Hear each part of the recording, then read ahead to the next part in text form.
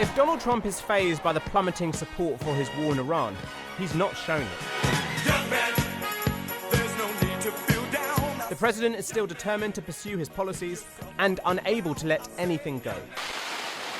And so here we are, the US stuck in a war with Iran it seemingly can't end as Trump tries to claim a win. It's our declaration of economic independence. And here we are, back with more tariffs, 14 months after he first proudly introduced them at the White House.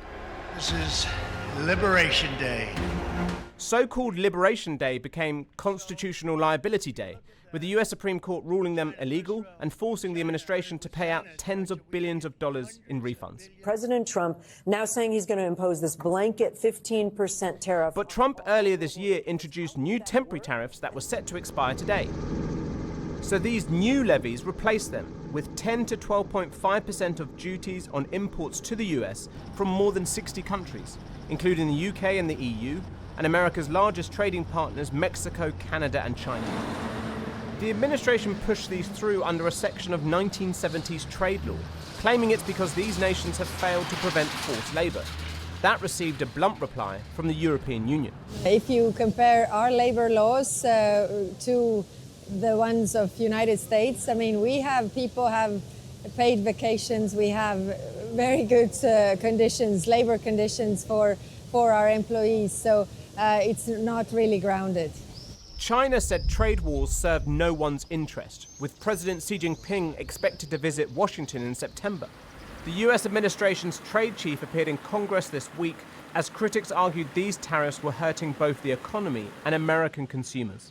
Let's just clear this one up. Have Trump's tariffs increased prices for American families?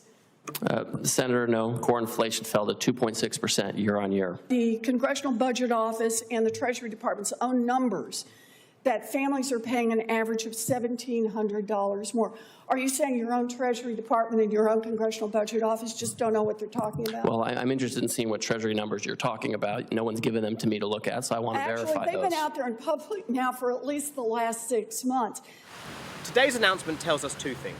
One, that Donald Trump is hell-bent on his tariff agenda, that he believes it will reduce the trade deficit and bring manufacturing back to the United States. But it's also about deflection, because Donald Trump is not getting his way in Iran right now, and members of the Republican Party in Congress are nervous. And when the White House is losing control of the narrative, they need something to divert attention. And today, that's tariffs. More explosions in Iran last night. These new tariffs come as the price of oil is rising amidst the ongoing war. President Trump has threatened escalation, but his warnings have done little so far, with Tehran reportedly rejecting proposals for new talks. The impact is really uncertainty, and that stifles investment, that stifles employment, whether it's dealing with the Iran crisis and the impact from that on supply chains or the tariffs. Certainly, I think it creates a lot of uncertainty and doesn't put business in a good space to be able to make the investments that they want to do. Trump says things are going in the right direction and that prices will soon come down. I get no credit. In this midterm election year, None. the businessman president is taking big risks and big bets, with the American people hoping there is some method to the seeming madness. The big question now then is, why is Trump pursuing these tariffs? We're only about 100 days to the midterms. Trump's numbers on the economy are down. Why is he not listening to the Republican Party who say he needs to focus on American consumers? Well, firstly, Donald Trump firmly believes in tariffs. Ever since the 1980s, he's attacked free trade and he said tariffs are a legitimate way to boost the US economy. But also, secondly, perhaps he doesn't care about those elections. Donald Trump has bypassed Congress most of this term, including on tariffs, and he's focused on his legacy, whether that's the ballroom in the White House or trying to reconfigure the Middle East. Of course, the problem there is none of that's really going to plan, and Donald Trump is risking damaging his legacy, but also risks damaging a lot more too. Kieran in Washington, thank you very much indeed. Well, earlier I spoke to the Nobel Prize-winning American economist Joseph Stiglitz, and I began by asking him why he thought Trump was so obsessed with tariffs. I think it's partly because it's one of the few things he can do without Congress, and he can't get anything through Congress. But also, he enjoys bullying other countries. Mm-hmm. He likes to show that he's stronger and can do things to other countries. So it really, really suits him well. Of course, when he first announced tariffs on Liberation Day, it was about the rebooting of American manufacturing industry. It was about insourcing foreign investment. It was about teaching a lesson to those grifters in the European Union. Has Trump achieved success on any of those fronts? No. Manufacturing jobs during 2025, his first year in office, were actually down by an estimated 78,000 workers. The trade deficit, in nominal terms, trade deficit in goods actually went up. You're not going to get Chilean copper mines to move to the United States just by putting a tariff. You're not going to have a U.S. become a coffee producer because of tariffs on Latin American coffee. Well, you have to do a lot more to achieve a restoration of American manufacturing. And the world today has moved beyond manufacturing into a 21st century economy. He's living in the 20th century. Of course, these latest tariffs are relatively mild compared to the some more abrasive ones from a couple of years ago, between 10 and 12.5%. I mean, is that a win for the international community? Or is this now the new normal, a kind of new American tax applied across the board? Well, what is striking about these new tariffs is that they're justified in terms of forced labor, but they're almost the same as the old tariffs, as you mentioned, a little bit higher, in some countries a little bit lower. To me, it's amazing the correlation between forced labor and its previous tariffs. It's made out of thin air. It's not based on anything. And the irony is, America is using forced labor in our prisons. There's been some beautiful documentaries, beautiful, sad documentaries on the extent to which there is forced labor in our prisons, and major American companies rely on it.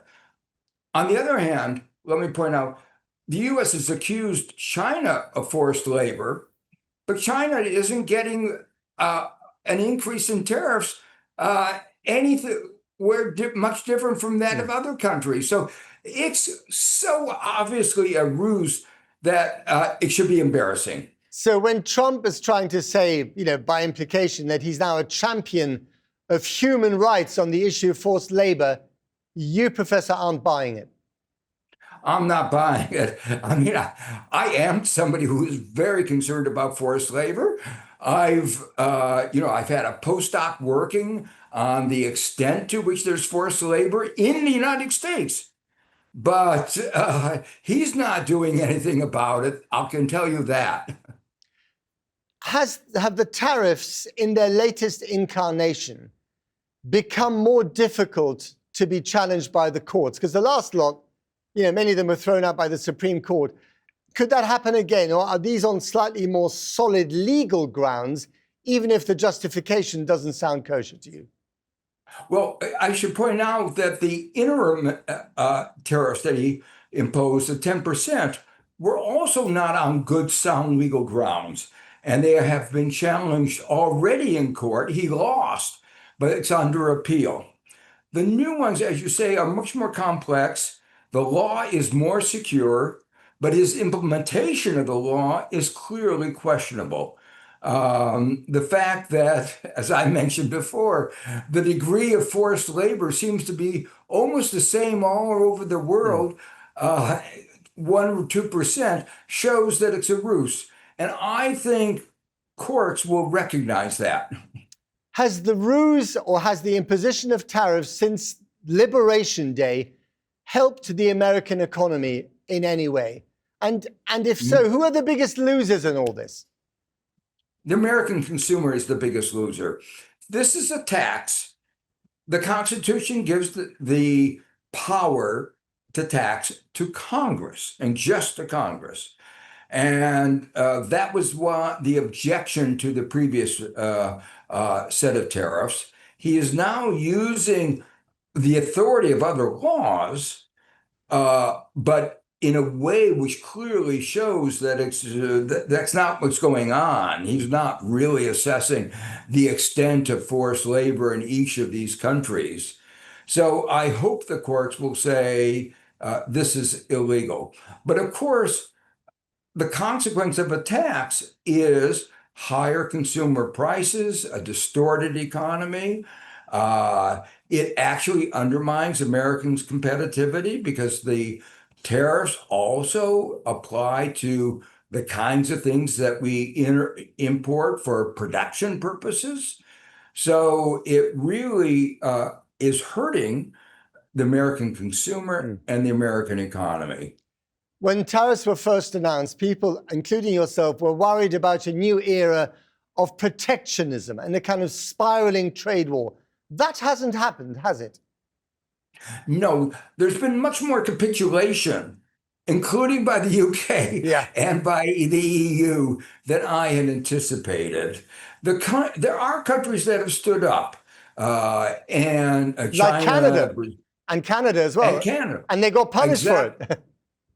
Got punished for it, and that's another example of the curious nature of Trump. He imposed discriminatory taxes against Canada, and when Canada retaliates, he calls that discrimination. So he calls any retaliation against American tariffs a discrimination against America. So he's trying to use the brute force of America to get his way. I don't think it's going to work in the long run.